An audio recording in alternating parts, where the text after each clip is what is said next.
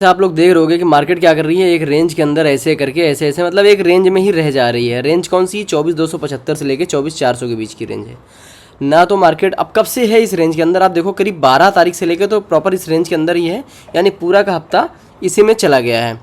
अब मार्केट को अगर हमको मतलब कि मार्केट्स में ट्रेड करना है, देखो मैं अपनी बात करूं तो मैं जब तक इस रेंज के बीच में रहेगी, मैंने नो ट्रेड जोन लिख दिया है, मैं कोई ट्रेड नहीं करने वाला हूं।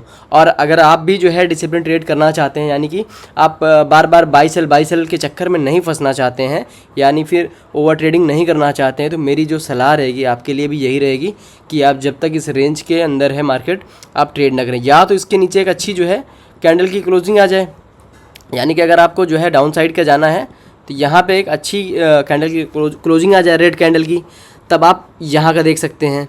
और अगर देखो एक चीज़ आप कर सकते हैं, अगर मार्केट ऐसी ही रहती है तो आप यहाँ पे बाई करके यहाँ पे सेल कर सकते हैं, यानी बाय ऑन द डिप्स और आप जो है सेल ऑन द राइज, ये कर सकते हैं, लेकिन बहुत ज़्यादा नहीं, आप ट्रेड में फंस भी जाएंगे।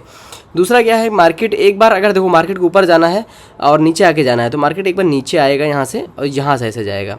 तो आप एक ये कर सकते हो कि भाई आपने जब नीचे आया यहाँ पे छोटा सा स्टॉप लॉस इसके नीचे स्विंग लो के नीचे लगा के आपने एक ट्रेड प्लान कर सकते हैं अप साइड का। और या फिर मार्केट क्या कर रहा है कि डायरेक्ट ही अगर मार्केट ऊपर आ जाता है, यानी कि डायरेक्ट ही मार्केट जो है ऊपर की तरफ चला जाता है, तो आप ये कर सकते हो कि भाई जो है एक ट्रेड आप जो है अप साइड का ट्रेड आपको मिल जाएगा। वो कैसे मिलेगा? अगर मार्केट मान लो इसके आसपास ओपनिंग देता है, या फिर इसके ये 24,400 425 के आसपास की क्लोजिंग दे देता है मार्केट सुबह के 10-15 मिनट में सॉरी, फिर आप जो है क्या कर सकते हैं कि आप एक अप साइड का प्लान कर सकते हैं। मार्केट अगर ऊपर जाना हुआ तो ऐसे ऐसे करके चली जाएगी।